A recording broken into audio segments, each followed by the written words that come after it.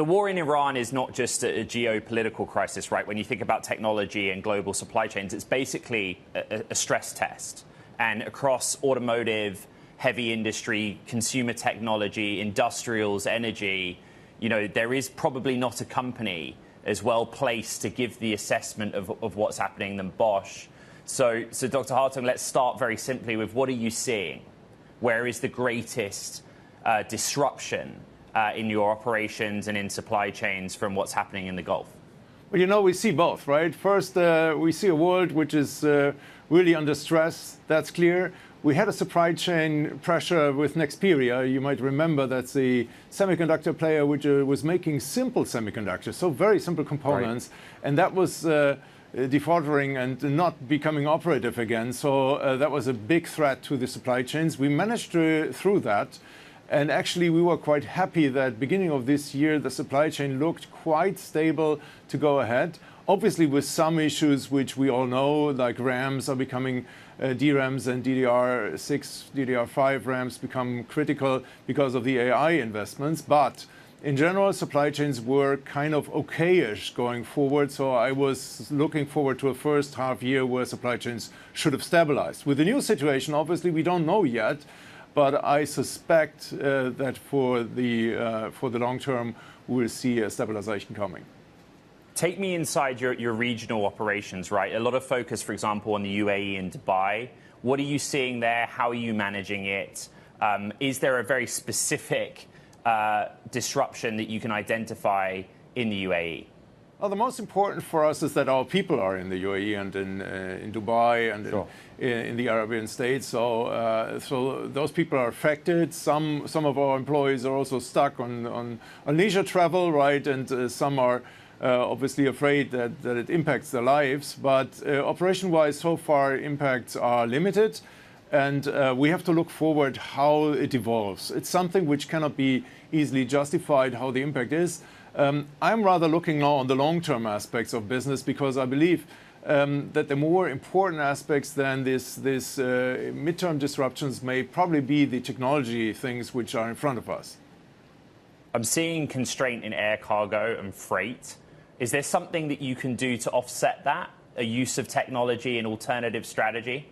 Well, the big impact is probably that a whole bunch of airplanes are now stuck, and there's a lot of relationships from Europe to Asia and Europe to other regions are now with less capacity. That's for sure visible. That means you need to be like in COVID times, so use a bit more digital communication. The air freight capacity so far is a bit limited, but we have seen worse times. Let's be very honest. There's a decision that businesses face, right, with if you need to make a solution that results in higher cost, what do you do with that higher cost? Do you pass it on to the customer? Do you eat it? Is that of substance, the cost consideration with what's happening for you? No, I would say short-term effects are always not impacting the price too much, right? So the cost will be impacted, but to upload it into the price is something which you have to do more like on a midterm thing. Obviously, there is extra freight costs, extra handling costs, and those kind of things for many people now in place. But that's something the industry has learned to deal with. We have seen a much more difficult situation in the past. So I would say this kind of question will be settled within the industry in the normal mechanisms. For the audience on Bloomberg Tech, they probably do know, but if they don't, Bosch technology goes into basically every car in the world. Who's been phoning you from the automotive industry? And I guess, what are they asking of you? Are we in a situation where if you are a big automaker, you're changing your timelines for production, you're adjusting the inputs at the factory? What's going on? No, actually, the industry right now is much more concerned with the questions, what is to be implemented in the next vehicles in terms of technology, how is trends in the different markets, and what do we have to do in the separate markets? Because there is a different market demand in India, which is strong growing, in China with their different consumers, and in the US. So it's not really such a disruptive effect we're talking right now, so that the industry has shifted its focus. We are more on the focus now to bring new product, new technology, and bringing that in all the regions. So we don't see a scenario where we just really downgrade our expectation for annual figures this year on light vehicle. We think that there will be some stability. Well, hopefully that's the case. I mean, you never can say a clear thing on such a situation, but that's the current assessment. How it's affecting on the midterm very much depends on how things evolve in the air and how things evolve on the situation. Dr. Hartung, I'm very interested on that longer term play that you were talking about. Lots of focus every day on the show about energy prices in the moment. But could an indirect result of what's happened in the Middle East be some kind of accelerant for EV adoption because of what you might see in terms of gas prices at the pump, etc.? That might be a stretch, but how are you seeing that? And we've seen that EVs have had the first wave, and that was not as big as we all expected, especially in the US. We saw less demand than we actually were hoping for. So now a second wave comes in with still EVs, but also plug-in hybrid vehicles or range extender vehicles. That's a very interesting technology, which you also see in China. So very much all work is now focused on this combination of electric vehicle technology and engine technology. And this engine technology is a modern engine technology with a differentiated engine. So Bosch is doing this work because we have kept our capability in engine work, ICEs, and we can combine these two into the plug-in and hybrid vehicles. Very important. So I expect actually demand for these kind of vehicles to be rising quickly because they are more fuel efficient and same time they have the range which you want to have, and you can still pull a boat or have a heavy vehicle which is practically of use for many people. But the situation with the war in Iran has any impact or bearing on that?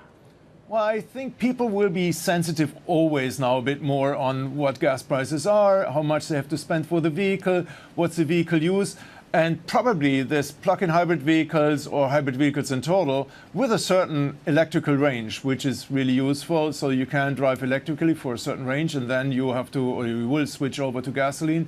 This is something which is for the market the optimal solution as of now. It looks like it. And obviously, people becoming more sensitive about gasoline prices means they will tend more not go from a pure ICE vehicle more to a combined, so hybrid vehicle or even a full electric vehicle. That's for sure. We started this conversation with semiconductors. You talked about the situation with the start of the year, but also some parallels with the COVID era and the chip shock, the chip crisis. Is this war in Iran different? Do you see there being a similar level of impact on semiconductor supply or bottleneck? And where are you most focused within the realm of silicon? No, on silicon, I'm more watching the AI build up because the AI build up, for example, demands a high amount of RAMs, right? So. And I also observe that because the same time we are looking at the chip supply for all applications we do, but at the same time we're also applying AI in a massive volume. So that's a very important thing to monitor. These chips are used in AI data centers to build the AI we need to implement solutions like accident prevention in cars. And that's the business cases which also AI need. So yes, it is a balance. And yes, there will be probably a shortage in certain components because the ramp up of AI infrastructure is massive. On the other hand, this infrastructure is used also in product we make. So it's used in household appliances, in power tools, in cars. And that's an important story to go forward. Is there some panic right now in trying to secure memory in particular? No, I wouldn't say there is panic. It's something we know. We have seen more severe chip crisis some years ago, right? But it's something obviously you need to look at because you also want the functionality, right? You want the AI functionality. You want the better automation of vehicles. You want the better assisted driving because that's safer. It's better than just human driving. So also in the automation, you see probably both. You see the full automation, like in the EV, the full EV, right? But you see also the hybrid, which is the massive assisted automation, making a driver just a better driver, and that's based on AI.